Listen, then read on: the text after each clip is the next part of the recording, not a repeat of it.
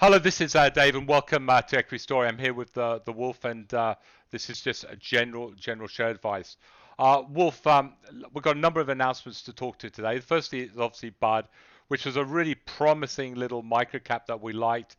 Unfortunately, it's gone below trend. It had a lot of issues last year with the chips, and unfortunately, Wolf, there's been an announcement out today that basically, and I'll try and bring the announcement over so we can have a little read about it, so people can, because they're always quite complicated to understand these little announcements.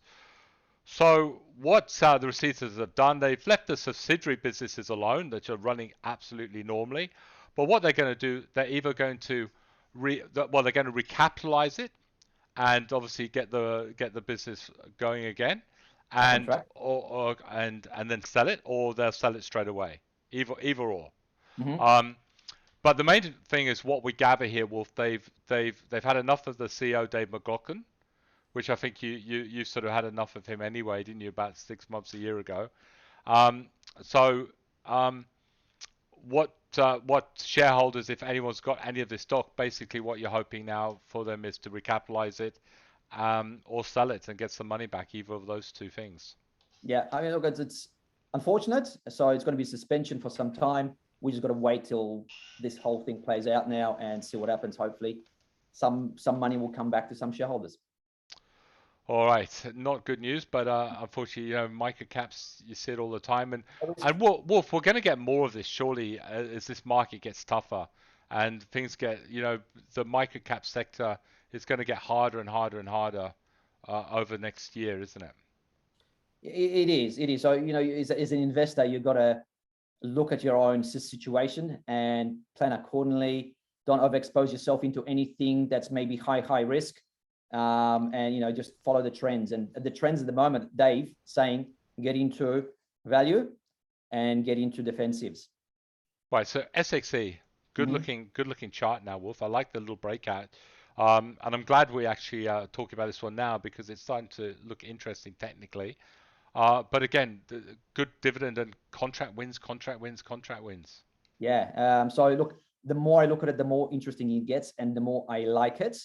It's a small little contractor. Yeah, it's contractors can be risky, low margin type businesses, but they've grown quite nicely, Dave. So you've got a business that's now covers the whole of Australia, so it's Australia wide, and various industries, not just say a mining type stuff. So if the mining has a bit of an ease, everything, the business suffers. It doesn't do that. It's actually got so many industries under its belt now that it should do quite well in any environment, unless there's a complete collapse economy-wise in Australia, right? So for the moment, we've got contract wins, which means that they had a really pretty strong period. Now they're going to looks like another strong period coming up. So for me, overall, looks like a decent little pickup for a dividend and a bit of growth. So I can see this 70 cents out of this, Dave. So I can see a little bit of capital growth, and I can see a great, good little dividend payout. So this is the one that I'll probably be looking at as a additional to the, if I'm looking for a dividend in a high risk category, I'll be looking at that. Right, Wolfie, Aluka, they demerger, intention to demerge Sierra Rutile. So what's all this mean? And So they've got a business, a subsidiary, right? A business in Sierra Leone, which is in West Africa, obviously high risk. So they decided that, look, the focus has to be in Australia. We're going to demerge, probably give some shareholders, some control over that, some of that the merged company. So it's like a little bonus for the shareholders out there. If it goes well, the Sierra Rutile, then maybe you can have a little bit of a upside as well, because we've seen the rutile side of things or the mineral sand side of things do very, very well. Small little companies are just going through the roof. So maybe can join the FOMO crowd and do the same. And like I said, give a little bonus to the shareholders of Iluka. But that's, for me, that's a little bonus. I'm still very interested in Iluka overall, getting into that rare earth space. So it's become a longer term play now when you think about where the rare earth is going over the next 5 to 10 years. all right, PRU. Mm-hmm. Obviously a bit nervous of their recent investment in Sudan from memory, or that sort of area. Yeah. But again, some decent, another decent announcement, Wolf. Yeah, just a little bit of drilling results, so that just gives a little bit more credibility, at least where they are at the moment. I know, the other stuff is risky, but it's still a gold player. It's still a producer. It's still probably making money in, I think they're in Ghana off memory, West Africa anyway. So overall, it's a trading stock. High risk, yes, but it's a trading stock. So if there's a trade in this, that I've got no problems giving it a little bit of a go. Yeah, definitely. I wouldn't be trading it, Wolf. I think we've got those gold stocks we put out the other day, I think were better ideas than this. Okay, fair enough. EML. Mm-hmm. So takeover talks are not happening. I'm surprised it's up, Wolf, really. But obviously. Yeah, so am I, because I think it's going up on the back of that there was some talk between them and a private equity group. And I think it was Bain of memory, Dave. So there was interest from them. However, surprisingly for me is, first of all, they walked away. So they got access to the books, but they walked away. So either they didn't like what they saw or they couldn't agree on a price. So to me, it would have been, that's not a good sign. I'd be probably selling, Dave. But in this case, I think the market's looking as a glass half full. In other words, there was some interest. There might be some others around, and there might be, they might come back and say, okay, well, look, we've thought about it for a bit. We're going to have another go at this. But I'm going to take the former view. I'd rather be out than in. Yeah, listen, it looks awful on the charts. You wouldn't be buying this. Yeah. Wolf, RT Analyst Live the other day, we came across, we were asked about WAM, whether you'd look at this as a dividend play. And I think your general feeling was, yes, it is a good dividend play. You like the companies that it's invested in. Yep. But I suppose, like we talked about earlier today, there is risk in this if the market goes down. Is that correct? Yeah, well, it is. I mean, it's like any other fund manager, right? It will live and die by the markets. If the markets are going well and if they've got the right investments, it will attract new funds under management, which means higher profits, which means higher dividends, right? And obviously works opposite. If it doesn't pick the right stories, then it could suffer and so on. So that's the risk with the dividend side of things. At the moment, they're going quite well. They're going through a couple of acquisitions as well, Dave. So there's a little bit of risk in there as well. But if you look at the actual investments that they've got under the books, it's similar type stories that we like. Some of the stuff that we like long term, and some of the stuff we trend, like things like Brickworks, ARB, PEXA Group, ALS, which is ALQ. What else they've got in there? They've got MGH Mass Group, which we like, Premier Investments. So some of the stuff we have been investing quite recently and on a regular basis. QHL, Wolf, has been a terrible downturn for a long time.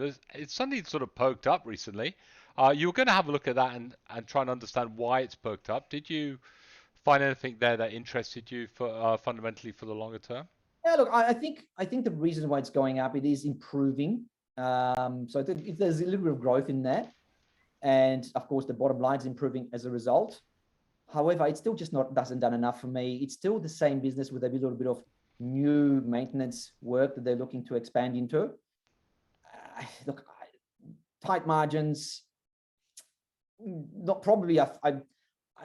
Yeah, not for me. I think I'm just going to fence it here. Maybe just give it another 12 months. See if they can expand even further than the proprietary type curing business of parts for the defense industry. So pass for me. Not bad, but not enough. Right. Yeah, and definitely, I think from the charts, it needs to do a little bit more. Wolf, little NRZ. It's had a good move since it's gone up. Now, there's no way I'll be looking at this technically. It's way too soon. So for me, I'm not interested. Fundamentally, do you have any interest in looking at this? The space is actually very hot. Urea is pretty hot at the moment. We know that agri space is going extremely well. But this is FOMO. Urea is obviously quite good, but they're not producing anything at the moment. It's just a little of speculation. Yes, they're progressing there. Yes, they are advanced. Yes, there's similarities between them and LCK, which has done incredibly well. But at the end of the day, remember me being a pretty conservative wolf, looking at cash flows and so on. There's nothing there yet to suggest success. So for me, pass for the moment, unless you are a high-risk investor and like a bit of a punt. Wolf, AW1, again, another little small cap. We were asked to have a look at this one last night. It's American West Metals is the full name. Obviously, it's only just recently been listed. It's got a market cap about 14 million. What do you make of this? I've got a love-hate relationship with this one, Dave. So I'm liking the fact that it's small still, right? 40 million is not too bad. I'm loving that actual historical results and recent exploration activity. And I'll give you some examples. So I think they talked about 100 meters odd at 2% copper plus, and a lot of silver in there. And another 30 meters, I think, of 50 meters or something at about 3% copper. So this is a historical drill holes they're going to follow up, and they are 100 meters apart. That's excellent, right? So you're going to get pretty worked up about, okay, let's see what else they can come up with drilling wise. They also have some polymetallic deposit in as well. So I'm talking about zinc, lead, and zinc was very, very high as well, over 20%.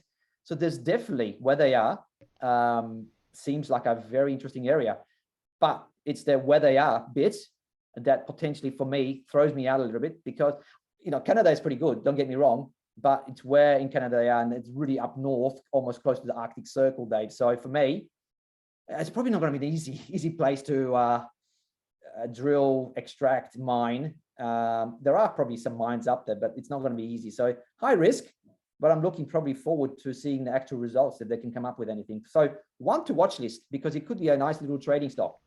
Well, the Arctic Circle is gradually melting, isn't it? So maybe it's in getting... a couple of summers, Dave, we're going for holidays for summer. Yeah, we will be. We'll go sunbathing up there. Wolfie, and just say Elders hit the target price very nicely, $14. Yes. So again, I'd be lifting my stop loss there, and I think looks very, very nice. And just having a look there, you could have a look at that high. So you could have a stop loss of 13.74 on this, Wolf. Okay, so what about the new price target? What would you look at that?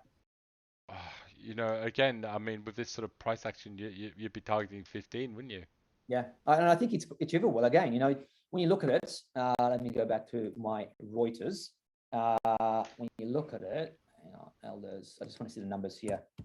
Remember, they just come up with a 20% upgrade, right, to its business case. They are trading on, let me see, PE of 14. Dividend of 3, definitely still more upside to go. I think 15 is quite feasible in the short to medium term. So if you haven't got in yet, and I know, look, we're in the middle of the week, so we're at a hump day, always difficult to gauge where it is. So maybe just wait till tomorrow afternoon, I don't know. But I'll leave it today. Maybe you can just say, yeah, just buy it anyway. But it definitely looks good. For me, fundamentally, Dave, I'd be still looking to pick some up, but picking my moments maybe. All right. I just yeah. Listen, I think that on that note, Wolf, I think that's it. Finished. All right. Would you hang on before we go?